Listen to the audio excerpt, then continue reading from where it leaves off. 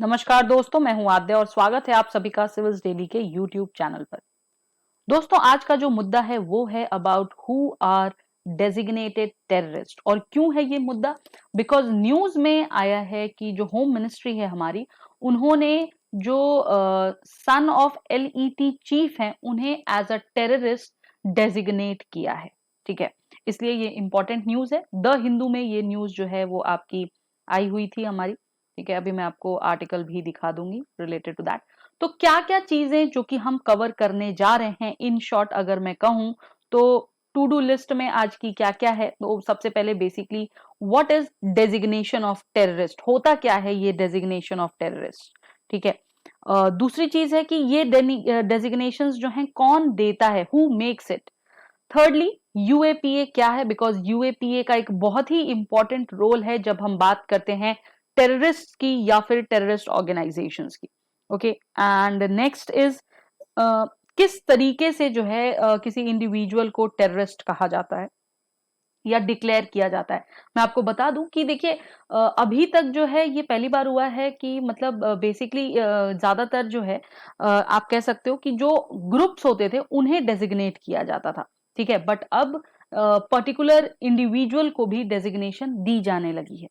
Next is what happens when an individual is declared a terrorist. क्या होता है अगर किसी को आतंकवादी करार कर दिया जाए तो। And last is how is the removal procedure, what is the removal procedure of a terrorist tag. आप कैसे हटा सकते हैं, उसका क्या प्रोसेस होगा रिमूव करने का, ये सारी चीजें। तो चलिए शुरू करते हैं आज का सेशन और देखते हैं कि सबसे पहले क्या है। तो दोस्तों, आप ये इमेज है वो, this is about home ministry designating son of LeT chief as a terrorist. ठीक है, हाफिज तहला सैयद जो हैं वो इन्वॉल्व थे काफी टाइम से इन टेरर रिक्रूटमेंट एंड अटैक्स, ऐसा कहना है गवर्नमेंट का, और गवर्नमेंट ने उन्हें जो है बेसिकली टेररिस्ट घोषित कर दिया है, डेजिग्नेट कर दिया है। ठीक है, जो हमारी यूनियन होम मिनिस्ट्री है उन्होंने हाफिज तहला के जो सन हैं बेसिकली इनके, उनका नाम है मोहम्मद सैयद।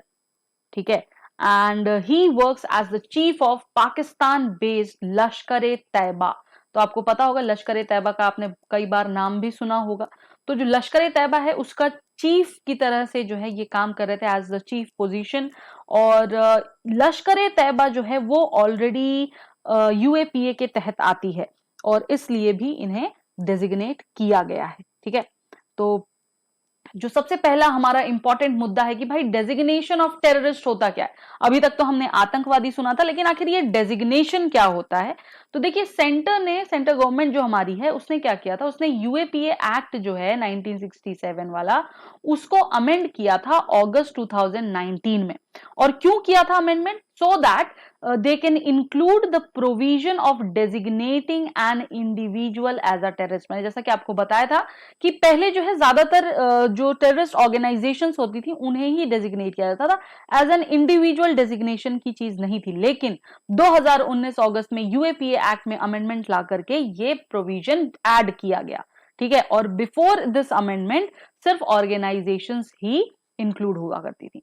सेक्शन 15 जो है यूएपीए का, वो डिफाइन करता है किसी भी टेररिस्ट एक्ट को, बोलते हैं ना कि भाई आतंकी हमला, ठीक है, या आतंकवादी हमला, तो वो होता क्या है ये डिफाइंड है कहां पर? Section 15 of the UAPA act. ठीक है, और इसके तहत कहा गया है कि दिस एक्ट, इसका जो डेफिनेशन दिया गया है वो दिया गया है एज एनी एक्ट।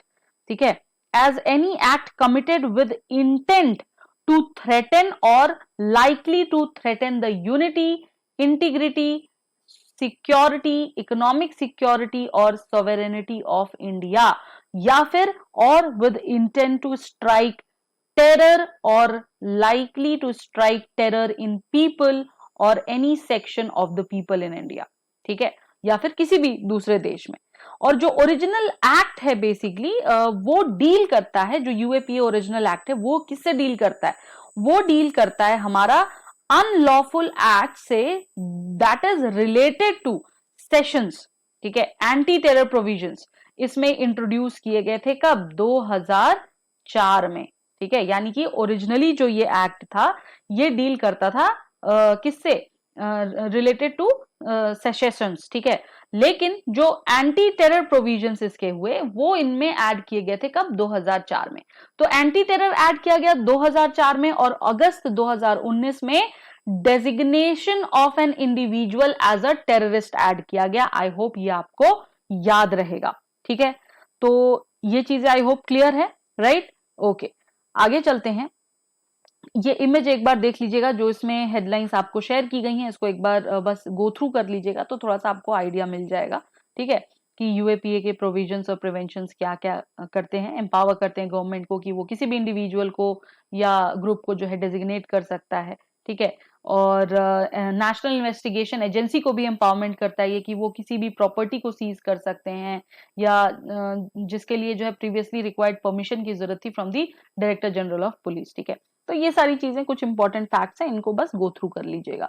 आगे चलते हैं कि आखिर ये डेजिग्नेशंस बनाता कौन है। तो जी, ये डेजिग्नेशंस देने वाले और कोई नहीं है, ये है हमारी सेंट्रल गवर्नमेंट, ठीक है। जो यूएपीए है 2019 अमेंडमेंट के बाद से उसने सेंट्रल गवर्नमेंट को एम्पावर कर दिया है कि वो किसी भी इंडिविजुअल को डेजिग्नेट कर सकती है एज अ टेररिस्ट, अगर उन्हें लगता है कि वो आतंकी गतिविधियों में इन्वॉल्व हैं तो, ठीक है। और अगर उन्हें लगता है या उन्हें पता चलता है, दे फाउंड कि these people are committing, preparing for, promoting और involve in an act of terror, ठीक है।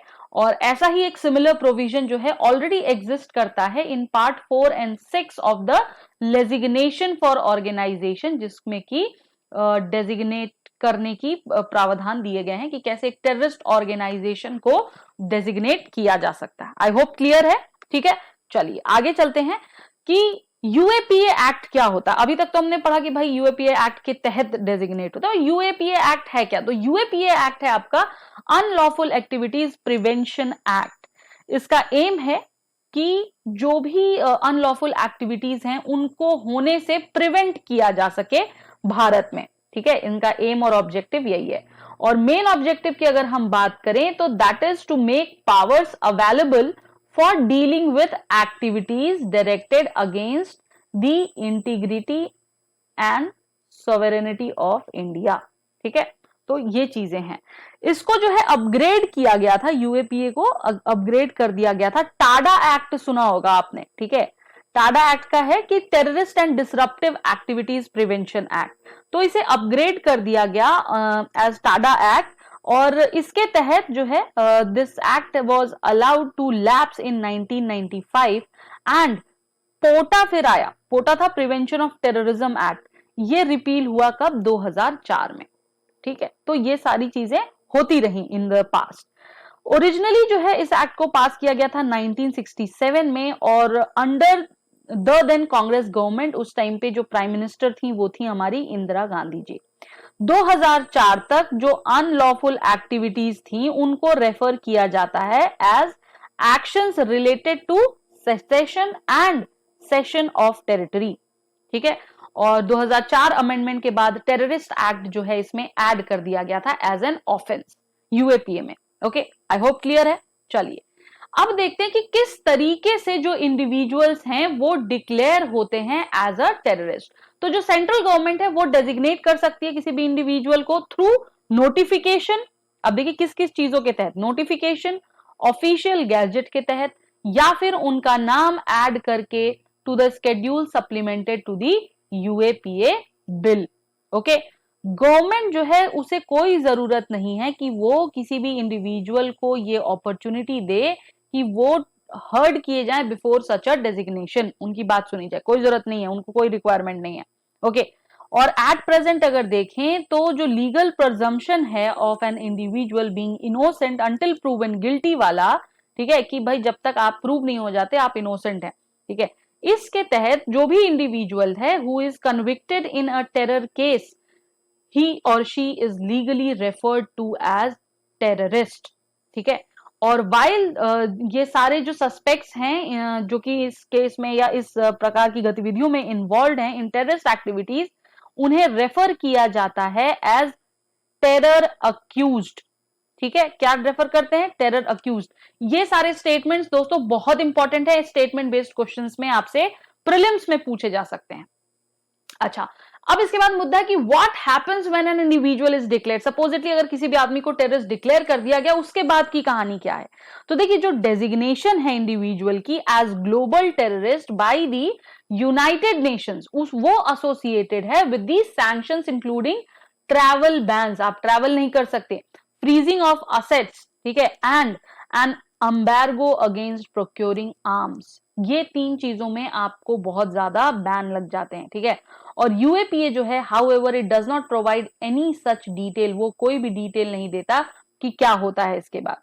और it also does not require the filing of cases और arresting individuals while designating them as terrorist. यानी कि अगर हम किसी को डेजिग्नेट कर रहे हैं तो जरूरी नहीं कि उससे रिलेटेड फाइलिंग ऑफ केसेस या फिर उसका अरेस्ट जो है वो तत्कालीन जो है देखा जाए, ठीक है। ऐसा कुछ भी बताया नहीं गया है, मतलब ऐसा कुछ भी स्टेटेड नहीं है यूएपीए में कि भाई अगर इनको अगर टेररिस्ट घोषित कर दिया तो 24 घंटे के अंदर जो है आपको इनको अरेस्ट करना है। ऐसा कुछ भी कहीं भी स्टेटेड नहीं है यूएपीए में।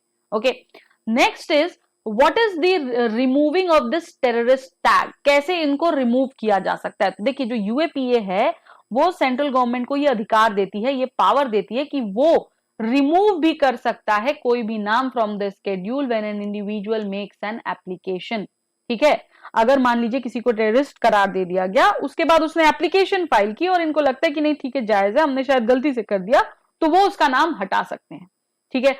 जो प्रोसेस है, जो प्रोसीजर है of such an application filing, या जो प्रोसेस है डिसीजन मेकिंग का, वो डिसाइड करता है हमारा सेंट्रल गवर्नमेंट। और जो एप्लीकेशन है वो फाइल की जाती है इंडिविजुअल द्वारा जिसे कि टेररिस्ट डिक्लेयर किया गया है। अगर वो इन केस रिजेक्ट हो जाए बाय द गवर्नमेंट, उस केस में जो यूएपीए है वो देती है उसे right to seek a review within 1 month after the application is reject. यानी कि सपोजिटली आपने एप्लीकेशन फाइल की कि भाई हमें क्यों किया गया है, और आपकी एप्लीकेशन रिजेक्ट कर दी गई कि नहीं, आप जो है आपको टेररिस्ट सही घोषित किया गया है, उस केस में जो यूएपीए एक्ट है हमारा, वो ये अधिकार देती है अक्यूज्ड को कि भाई आपको 1 महीने के अंदर जो है वापस से आपके पास अधिकार है रिव्यू कर किए जाने का अपनी एप्लीकेशन को, जो कि रिजेक्ट हुई है। जो सेंट्रल गवर्नमेंट है बेसिकली वो सेट करती है एक रिव्यू कमिटी, जिसमें कि एक चेयरपर्सन होते हैं। ये चेयरपर्सन ये या तो रिटायर्ड या फिर सिटिंग जज होते हैं हाई कोर्ट के, और 3 अन्य मेंबर्स रहते हैं इसमें। जो रिव्यू कमिटी है वो एम्पावर्ड होती है कि वो गवर्नमेंट को ऑर्डर करे कि भाई इनका नाम डिलीट कर दिया जाए from the name of the individual terrorist या डेजिग्नेटेड टेररिस्ट की लिस्ट से, ठीक है। अगर कमिटी को लगता है कि नहीं ये गलत, यहां पर गलती हुई थी हमसे, ठीक है। अपार्ट फ्रॉम दीज 2 एवेन्यूज, इन दोनों के अलावा जो इंडिविजुअल है वो कोर्ट में भी जा सकता है चैलेंजिंग दी गवर्नमेंट्स ऑर्डर, ठीक है। ये भी अधिकार उसके पास रहता है। तो दोस्तों ये था हमारा यूएपीए और डेजिग्नेटेड टेररिस्ट वाला फंडा। आई होप क्लियर हो गया होगा आपको। अब यहां पर आपके लिए है एक मेंस का क्वेश्चन, कोशिश करिएगा इसको अटेम्प्ट करने की, 200 वर्ड्स में लिखने की। कहां लिखना है आपको, कहां भेजना है आपको अपना आंसर, तो वो भेजना है आपको हमारे कम्युनिटी स्पेस पर, जिसका लिंक आपको दिया हुआ है, और वहीं पर मैं इसका पीडीएफ भी आपके साथ शेयर कर दूंगी। आई होप ये क्लियर है। फिर भी अगर कुछ भी डाउट है तो फटाफट से कॉमेंट करके हमसे पूछें, बताएं। और अगर आपको लगता है कि आप भी इसमें कुछ अपनी प्रतिक्रिया दे सकते हो तो मोस्ट वेलकम है। बताइए कि यूएपीए एक्ट की ये जो पहल है डेजिग्नेटेड टेररिस्ट की, क्या ये कोई अंतर ला सकती है, ठीक है, can it make a difference. Okay, so that's all for today guys, thank you so much. पढ़ते रहिए, स्वस्थ रहिए, मस्त रहिए। धन्यवाद, नमस्कार, जय हिंद, जय भारत।